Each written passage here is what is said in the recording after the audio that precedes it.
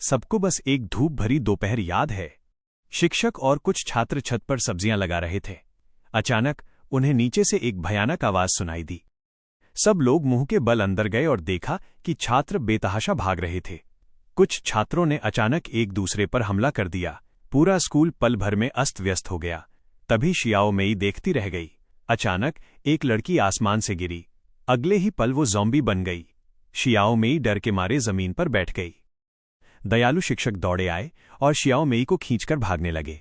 एक लड़की को ज़ॉम्बी ने काट लिया था और उसे देखकर शियाओ मेई डर गई। उसकी आंखें सफेद पड़ रही थीं। ठीक उसी समय एक छात्रा ने जानलेवा हमले से बचाया। उसने छात्रा को छत पर पहुंचाया, लेकिन वहां भी उसे ज़ॉम्बी बने लोग मिले।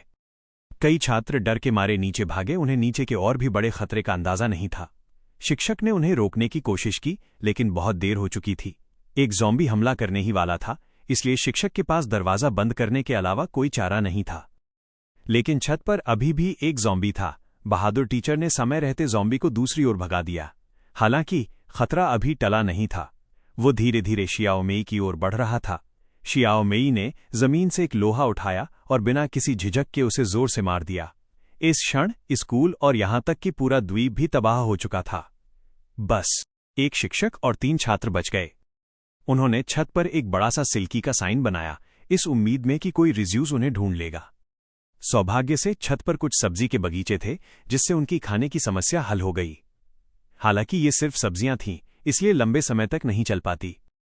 शियाओ मेई और झेंजी ने कुछ भोजन और मांस लेने के लिए कैंटीन जाने का फैसला किया। दोनों सावधानी से पहली मंजिल पर गईं और लॉबी में कई ज़ॉम्बी घूमते हुए दिखे। झेंजी ने पहले से तैयार की हुई बास्केटबॉल निकाली। दोनों ने काम बांट लिया और बॉल दूसरी तरफ फेंका।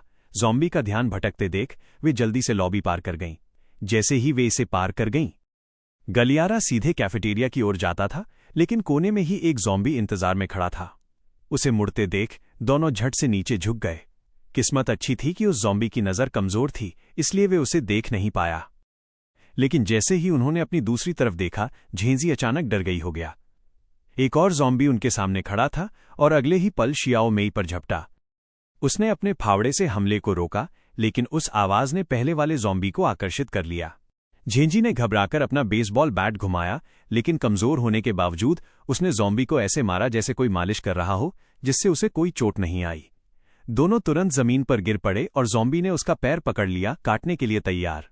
तभी शियाओ मेई ने फावड़ा उठाया और सामने से ज़ॉम्बी से भिड़ गई। फिर दूसरे फावड़े से उसने अपनी क्लास मॉनिटर को भी बचा लिया। अंत में दोनों लड़खड़ाते हुए कैंटीन में गिर पड़ीं, लेकिन हैरानी की बात यह थी कि खाना रहस्यमय तरीके से कम हो गया था। इससे वे बहुत हैरान हुईं। तभी पास ही किसी की एक आवाज आई। शियाओ मेई ने तुरंत अपना फावड़ा उठाया और धीरे धीरे पास गई, जहां उनकी क्लासमेट छोटे बालों वाली लड़की थी। दोनों उस छोटे बालों वाली लड़की को पूरी जांच के लिए ले गईं, जहां पता चला कि उस पर ज़ॉम्बी के काटने के कोई निशान नहीं थे। उन्होंने चैन की सांस ली। फिर वो छोटे बालों वाली लड़की भी उनके साथ आ गई, लेकिन वो बहुत बेचैन थी और लगातार स्कूल से भागने के बारे में सोच रही थी। खेल का मैदान ज़ॉम्बीज से भरा हुआ था और भागने की कोशिश में मौत ही हाथ लगती। छोटे बालों वाली लड़की हार मानने को तैयार नहीं थी। उसके पास अकेले जाने के अलावा कोई चारा नहीं था। अगले दिन पूरे कैंपस में लाउडस्पीकर जोर से बजने लगा, जिससे ज़ॉम्बीज का झुंड एक तरफ इकट्ठा हो गया। छोटे बालों वाली लड़की ने अपना हथियार उठाया और जाने की तैयारी करने लगी। उसके पीछे खड़ी उसकी मजबूत सहपाठी ने उसे रुकने के लिए मना लिया। उसी समय 2 और सहपाठी ब्रॉडकास्टिंग रूम में गए और आवाज बंद कर दी। ज़ॉम्बीज ने उन्हें तुरंत देख लिया। छोटे बालों वाली लड़की ने तुरंत अपने सहपाठियों को झुकने के लिए कहा। फिर उसने अपना हथियार घुमाया और एक ज़ॉम्बी को तुरंत मार डाला।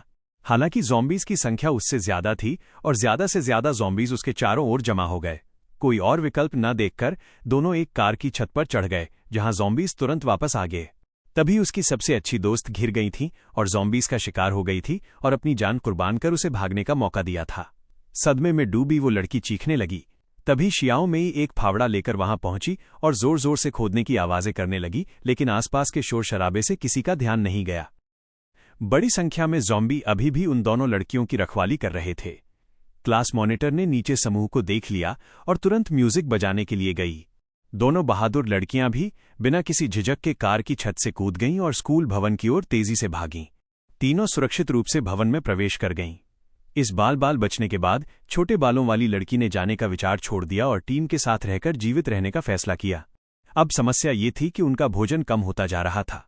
अगर हालात ऐसे ही रहे तो वे भूख से मर जाएंगी। तभी छोटे बालों वाली लड़की ने स्कूल के गोदाम में सामान ढूंढने का फैसला किया। ज़ॉम्बीज का सामना होते ही दोनों ने निडर होकर उनसे भयंकर लड़ाई शुरू कर दी। मेई ने फावड़ा उठाया और उन्हें कुचलना शुरू कर दिया।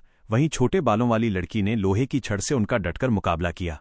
उनके लगातार हमले से कई ज़ॉम्बीज मारे गए, लेकिन तभी छोटे बालों वाली लड़की अचानक रुक गई, क्योंकि उसे एहसास हुआ कि उनमें से एक ज़ॉम्बी उसकी सबसे अच्छी दोस्त है।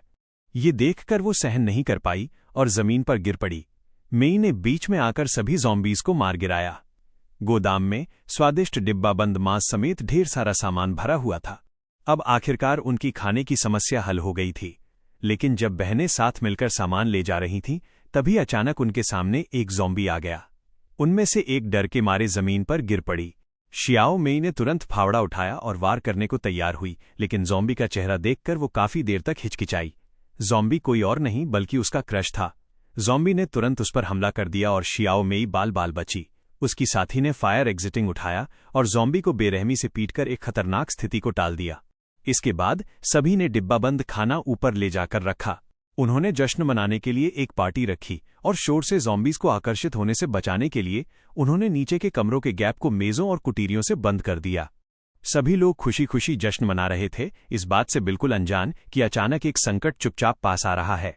एक कम अक्लमंद ज़ॉम्बी ने गलती से लाइटर उठा लिया और आग लगा दी, जिससे स्कूल का अलार्म बज उठा। तेज अलार्म बजते ही सभी ज़ॉम्बी शिक्षण भवन की ओर दौड़ पड़े। टीम ने जल्दी ही आग का पता लगा लिया, लेकिन दुर्भाग्य से बहुत देर हो चुकी थी। आग पहले ही फैल चुकी थी और ज़ॉम्बीज का झुंड प्रवेश द्वार पर उनकी सुरक्षा को तोड़कर अंदर घुस गया। शियाओ मेई ने तुरंत एक फावड़ा उठाया और उनके सामने खड़ी हो गई, फिर पीछे मुड़कर अपने साथियों को जल्दी से निकलने के लिए कहा। बाकी लोग डर गए थे। भागने पर मजबूर होकर शियाओ मेई ज़ॉम्बीज की भीड़ को ज्यादा देर तक रोक नहीं पाई। वो तेजी से पीछे के दरवाजे से निकल गई, लेकिन ज़ॉम्बीज ने उसका पीछा करना नहीं छोड़ा। वो छत की ओर भागी, लेकिन दरवाजा नहीं खुला। ज़ॉम्बीज की सेना धीरे धीरे उसके करीब आ रही थी। तभी शियाओ मेई ने बड़ी मुश्किल से दरवाजा खोल दिया। फिर उसने उसे बंद करने की कोशिश की, लेकिन ज़ॉम्बीज की संख्या बहुत ज्यादा थी और उसकी ताकत सीमित थी। ज़ॉम्बीज की सेना ने झट से दरवाजा तोड़ दिया। शियाओ मेई चतुराई से एक ऊंची जगह पर चढ़ गई, लेकिन छोटे बालों वाली लड़की और क्लास मॉनिटर बड़ी मुश्किल में थे। लगातार पीछा कर रहे ज़ॉम्बीज का सामना करते हुए उन्होंने दरवाजा बंद करने की कोशिश की, लेकिन ज़ॉम्बीज की बढ़ती संख्या के कारण वे घबरा गए और ऊपर जाना पड़ा, लेकिन वहां भी ज़ॉम्बीज का ही बोलबाला था। इससे भी बुरी बात यह थी कि बंद क्लासरूम से ज़ॉम्बीज के झुंड बाहर निकल आए। समय तेजी से बीत रहा था। छोटे बालों वाली लड़की ने तुरंत क्लास मॉनिटर का हाथ पकड़ा और बेताब होकर आगे भागी। वे सभी ज़ॉम्बीज के दरवाजा तोड़कर अंदर आने से ठीक पहले बच निकलने में कामयाब रहे और अंत में पास के एक दफ्तर में छिप गए। उन दोनों ने मिलकर मेज और कुर्सियां हटाकर दरवाजे को बंद करने की कोशिश की, फिर भी वे ज़ॉम्बीज को रोक नहीं पाए। जैसे ही कांच टूटा, दरवाजा ढीला होने लगा और ऐसा लगा जैसे सारे ज़ॉम्बी अंदर घुसने वाले हों। इस बीच छत पर फंसी शियाओ मेई पूरी तरह से परेशान थी। उन्होंने जो भी सब्जियां लगाई थीं वे सब जलकर राख हो गई थीं। शियाओ मेई जमीन पर गिर पड़ी और धीरे धीरे उम्मीद छोड़ती चली गई। तभी एक लड़का उसके बगल में आकर बैठ गया और कहने लगा कि भले ही वो हमेशा पीई क्लास में गिर जाती है, लेकिन हमेशा उठकर फिर से दौड़ने की हिम्मत जुटा लेती है। पता चला कि उस लड़के को हमेशा से ही कभी हार न मानने वाली शियाओ मेई पसंद थी। इन शब्दों ने शियाओ मेई की उम्मीद फिर से जगा दी। फिर उसने चारों ओर देखा। वो धीरे से उठी, फिर दौड़कर जमीन पर आ गई। जमीन पर उतरते ही उसने एक फावड़ा उठाया और बिना किसी हिचकिचाहट के ज़ॉम्बियों पर हमला कर दिया। हर 10 कदम पर फावड़े के एक ही वार से एक ज़ॉम्बी मर जाता था। शियाओ मेई ने अटूट दृढ़ संकल्प के साथ लड़ते हुए अपना रास्ता बनाया। इसी बीच छोटे बालों वाली लड़की और क्लास मॉनिटर की तरफ से भी ज़ॉम्बी अंदर घुस आए थे। जब तक शियाओ मेई वहां पहुंची वे दोनों गायब हो चुके थे। जमीन पर केवल छोटे बालों वाली लड़की की गिरी हुई लोहे की छड़ ही रह गई थी। ऐसा लग रहा था कि वे गंभीर खतरे में हैं। तभी अलमारी के अंदर से रोने की आवाज आई। शियाओ मेई ने उसे खोला और देखा कि वे दोनों ज़ॉम्बियों से घिरे हुए हैं। उसने तुरंत ज़ॉम्बियों को एक तरफ खींचा और जल्दी से लोहे की छड़ छोटे बालों वाली लड़की की तरफ फेंक दी। अब हथियारबंद होकर छोटे बालों वाली लड़की ने तुरंत पलटवार करना शुरू कर दिया, लेकिन एक ज़ॉम्बी ने शियाओ मेई को जमीन पर गिरा दिया। उसके पास कोई चारा नहीं था सिवाय इसके कि वो एक हाथ से उसने ज़ॉम्बी को रोके रखा, जबकि दूसरे हाथ से उसने फावड़ा उठाया। तभी ज़ॉम्बी ने अचानक उसके हाथ पर काट लिया। उसी क्षण शियाओ मेई ने फावड़ा पकड़ा और ज़ॉम्बी को दूर धकेल दिया, जिससे वो बुरी तरह कुचल गया। इसके बाद उसने अपना हाथ देखा। शुक्र है, ज़ॉम्बी ने केवल उसके कंगन को ही काटा था। तीनों बहनों ने एक दूसरे को कसकर गले लगा लिया।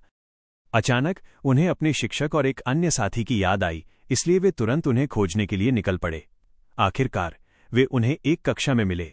आश्चर्य की बात यह थी कि टीचर भी ज़ॉम्बी बन चुकी थीं। पता चला कि अपने छात्रों की रक्षा करते समय शिक्षक को ज़ॉम्बी ने काट लिया था और उन्हें पता था कि उनका रूप बदल जाएगा। इसलिए उन्होंने खुद को दीवार से बांध लिया था ताकि उनकी रक्षा कर सकें। छात्र जानते थे कि शिक्षिका जीवित रहने पर भी खतरा बनी रहेगी। चारों बहनों ने हिम्मत जुटाई और स्कूल छोड़ने का फैसला किया।